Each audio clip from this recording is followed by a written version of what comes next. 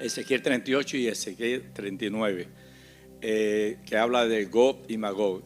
Siempre se ha escuchado de que principalmente Gog es Rusia. Sí. ¿Es cierto?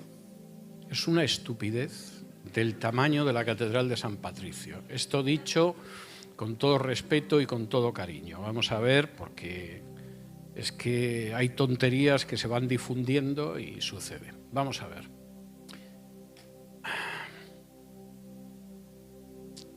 La Biblia Scofield, fuente de tanta necedad teológica, en alguna de sus notas, no de la versión original, sino de versiones posteriores, comete el disparate de decir que Rosh, Mesec y Tubal son Rusia, Moscú y Tobolsk, que es una ciudad de Siberia. En la Reina Valera, Rosh no aparece como Rosh, porque no es el nombre de una ciudad, sino que Rosh significa cabeza, caudillo o jefe, con lo cual ya en la versión Reina Valera encajar eso en esa interpretación es complicado porque está bien traducida. Mesec y Tubal son poblaciones de Asia Menor, no tienen nada que ver ni con Moscú, ni con Tobolsk, ni con ninguna ciudad rusa. Gog y Magog son poblaciones de Asia Menor. Pero además, lo grave del asunto es que la descripción, nada que ver con Rusia de nuevo, pero además lo grave del asunto es que hay dos descripciones de Gog y Magog en la Biblia, una en Apocalipsis 20 y otra en Ezequiel.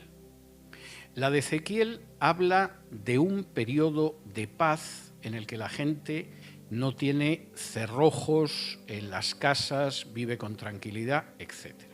Entonces se produce la acción de Gog y Magog. Si alguien me quiere convencer a mí ahora de que en un Israel, además literal, no tienen cerrojos en las casas y viven en una paz y tranquilidad absoluta, es que debe de llevar desde el año 1948 sin ver la televisión. O sea, esa descripción es imposible encajarla en cualquier situación ahora en todo el mundo. De manera que, en fin, si eso tuviera algo que ver con Rusia, supongo que Putin o quien lo suceda tendrá que esperar a que se produzca ese escenario que ahora mismo no se da en ninguna parte del mundo. En el caso de Apocalipsis 20, donde vuelve a aparecer, si uno cree en un milenio literal, es decir, que efectivamente hay 1000 años literales y esto se produce al final del milenio, que es cuando Gog y Magog, evidentemente es absolutamente disparatado pensar que sea Rusia, a menos que estemos convencidos de que durante el milenio va a persistir Rusia y al final del milenio esa Rusia que se ha mantenido pues va a emprender el ataque sobre Jerusalén, etc. Si uno no tiene una visión que sea premilenial, es decir, que no crea en un milenio literal, sino que tenga una visión amilenial o postmilenial, tampoco hay manera de encajarlo, porque de nuevo implicaría una situación de paz, de sosiego, etcétera, etcétera, que es obvio que no existe. De manera que cuando la gente se lanza a decir que estamos ya, etcétera, etcétera, se ve que no ha leído la Biblia ni por aproximación. Y claro, los que encima dicen que una cosa es el Gog y Magog de Ezequiel y otra cosa es el de Apocalipsis, bueno, pues ya tenemos un personaje que aparece en distintas épocas de la historia para que encaje con las pavadas que dice en su programa de radio, pero no tiene más base. Entonces, por resumirlo, primero, en términos históricos y lingüísticos, eso no tiene ni pies ni cabeza. O sea, cualquiera que le pregunte a un rabino por Gog, Magog, Tubal y tal, no le va a decir que tiene nada que ver con Rusia, porque es sabido que no tiene nada que ver con Rusia. Es una de tantas invenciones del siglo XX. Y a la hora de poder situarlo, siempre estamos hablando de un contexto de verdadera paz, no de que digan paz, que eso llevan diciéndolo desde Caín, sino de verdadera paz, porque no hay cerrojos en las casas, la gente está tranquila, etc. yo ese contexto, si alguien lo conoce en este planeta, que me diga dónde está, porque yo sinceramente no es lo que percibo a diario. Entonces, eso me parece una de tantas interpretaciones disparatadas. Voy a dar otro ejemplo de otra interpretación disparatada en este sentido. En la época de la Guerra Fría se popularizó muchísimo el ubicar los capítulos de Daniel sobre el rey del norte y el sur como una referencia a la Unión Soviética y a los Estados Unidos, ¿no? Y aparecían interpretaciones de lo más peculiares. La Unión Soviética desapareció hace más de 30 años. Vamos a suponer que está hablando de Rusia como heredera de la Unión Soviética. Pues tampoco, porque los capítulos sobre los reyes del norte y del sur son profecías más que cumplidas en la dinastía del norte, que eran los Seleucidas, y la dinastía del sur, que eran los Ptolemaidas. El que no conoce historia antigua, pues no lo puede entender, como si a mí me dan una fórmula de física nuclear, me la ponen delante y como si fuera chino, no la conozco. Pero cualquier persona que conoce la historia del periodo helenístico, cuando lee Daniel, es tan obvio qué profecías está dando y cómo se cumplieron, sobre todo en los siglos del IV al II antes de Cristo, que no se te pasa por la cabeza que eso fuera la Unión Soviética ni Estados Unidos, y tienes muy claro que eso solo lo puede decir un ignorante. ¿Hasta qué punto esas profecías, por ejemplo, de Daniel, son tan claras que los críticos liberales de las Escrituras sostienen la teoría de que Daniel no lo escribió Daniel, sino que lo escribió un personaje que se puso el nombre de Daniel en el siglo II antes de Cristo? ¿Y por qué dicen esto? Porque esas profecías están cumplidas con tanta claridad que implican que la Biblia tiene que ser la palabra de Dios. Y un liberal no va a admitir jamás que la Biblia es la palabra de Dios. Por lo tanto, esas profecías claramente cumplidas tienen que haberse escrito después de que se cumplieran, luego tuvieron que escribirse en el siglo II antes de Cristo. Pero no es así. Ahora, ahí hay que reconocer a los liberales que son maliciosos, que tienen mala fe, que odian la palabra de Dios, etc., pero por lo menos saben historia. Y cuando leen el relato del rey del norte y del rey del sur en Daniel, inmediatamente identifican profecías que Daniel hizo y que se cumplieron. Cuando yo tengo que oír que Rusia y los Estados Unidos, pues según me pilla el día, me río o me pongo a llorar, porque es muy claro lo que hay ahí. Y así podríamos seguir multiplicando los ejemplos en la Biblia.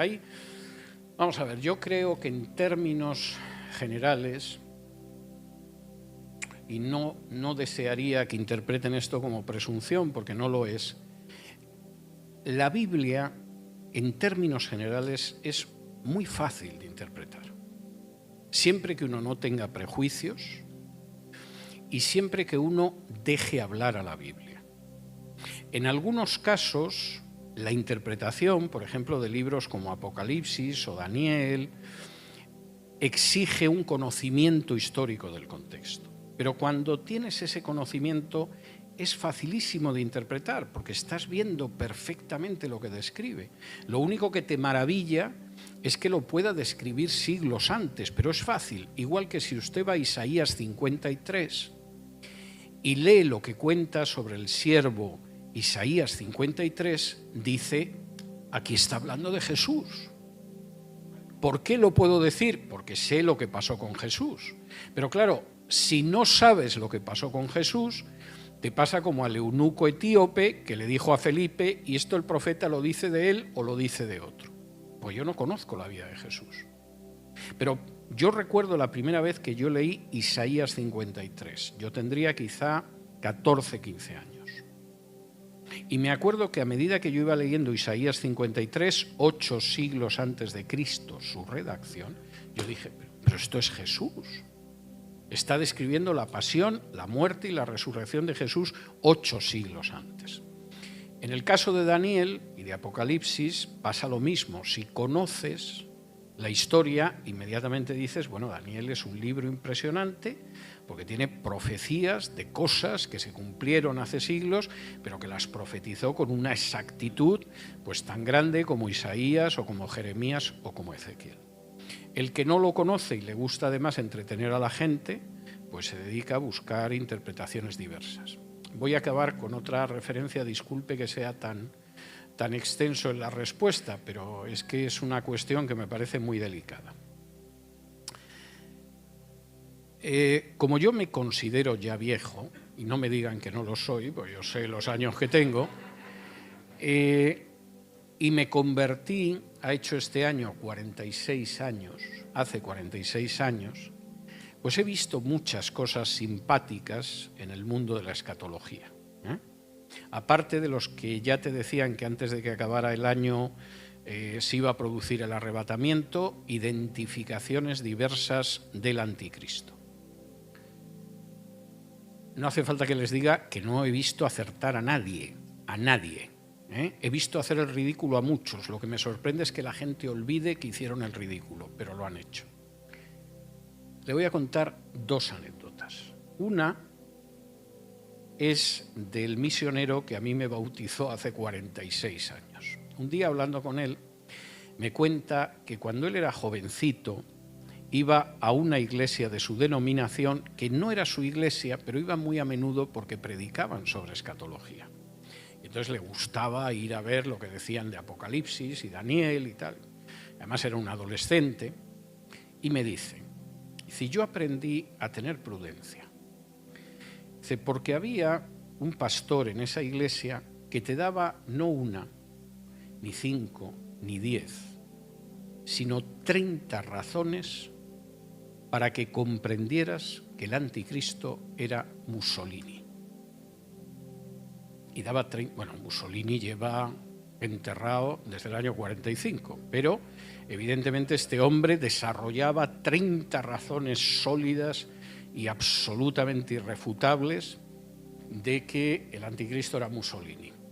Esta es una anécdota de este pastor que fue el que me bautizó a mí. Le voy a contar otra personal, porque esta fue aquí en Miami. Cuando yo todavía no vivía aquí, pero venía muy a menudo, me va a recoger al aeropuerto un amigo.